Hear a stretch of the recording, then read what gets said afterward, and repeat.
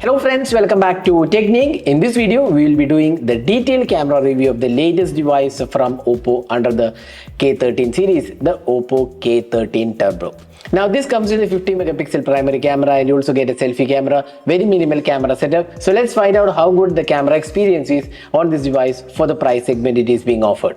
So let's begin. So before that, if this is your first time on this channel, do hit that subscribe button and also hit the bell icon to get notified of all the videos we publish.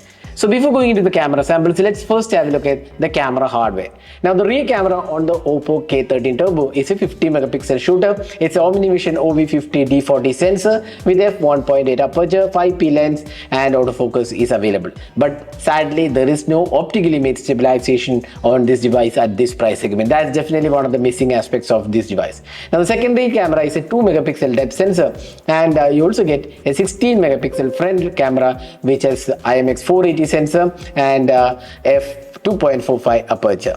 So that's the camera setup, very minimal camera setup, rear 50 megapixel and 16 megapixel selfie camera. So let's go straight into the camera samples to see how it performs. So in terms of daylight conditions, you can see here the Oppo K13 Turbo provides good detailed images. The colors are nice and wide. The sharpness levels are quite acceptable and the OmniVision sensor does a pretty good job in terms of details and sharpness levels.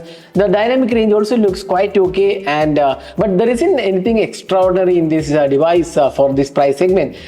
It is a basic camera and it produces decent results overall. The sharpness levels could have been a tad better, especially when you zoom in. You can see that it's not the best out there in this price segment, and there is no ultra wide angle camera, so that's the another downside, just the primary camera alone, and that's one of the downsides of this device. So the 50 megapixel shooter is quite acceptable, but not a class leading performance in this price segment. Now looking at the close-up images, once again you can see it's quite acceptable in terms of close-up images, but once again at this price segment, it could have been definitely better performance overall. Now let's move on to the portraits. Now the 50 megapixel does quite good job with portraits. The portraits are definitely one of the things which we like. Colors are nice and wide. Although the skin tones are slightly reddish in nature, but overall I would say the portraits did pretty good job, especially with the edge detection, and overall clarity of the portraits was good. And the sharpness levels, even with indoor lights, also came out pretty good.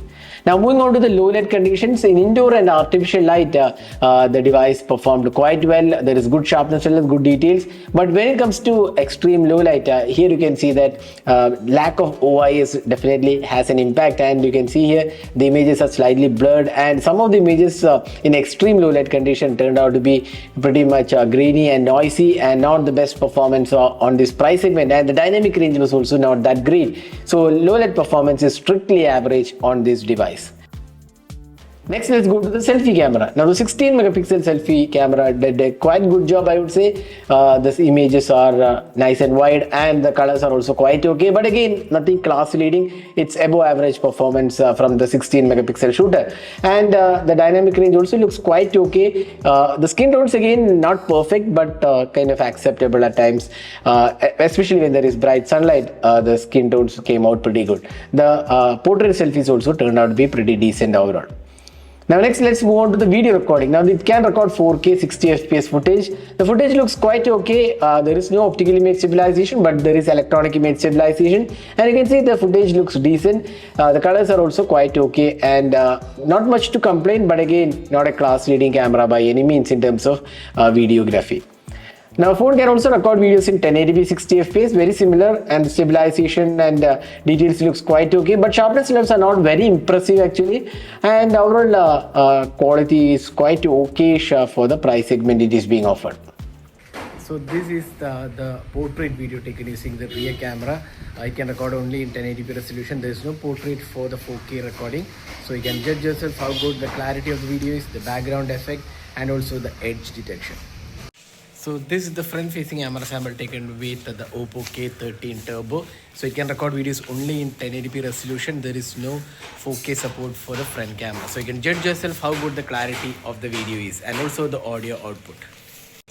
So this is the portrait video taken using the selfie camera. So you can see here we have done f2.8 aperture, and you can see the background blur, and you can also see how good the edge detection is. So that is a detailed camera review of the Oppo K13 Turbo. So all in all, this is definitely not a camera-centric device. It's a performance-oriented device. But the cameras are not bad actually. The primary 50 megapixel shooter does quite good job in terms of daylight conditions, and the selfie camera also turned out to be pretty decent. But lack of ultra-wide and average low-light performance is something which is missing on this device. So if you're looking for a casual shooting, the K13 Turbo might work. But if you are looking for a good camera in this price segment, definitely the K13 Turbo is not the best option right now. So that is my camera review of the Oppo K13 Turbo. Hope you enjoyed watching this video. Do hit that like button and also hit the subscribe button for more videos. Thanks for watching. Hope to see you in our next video. Have a great day.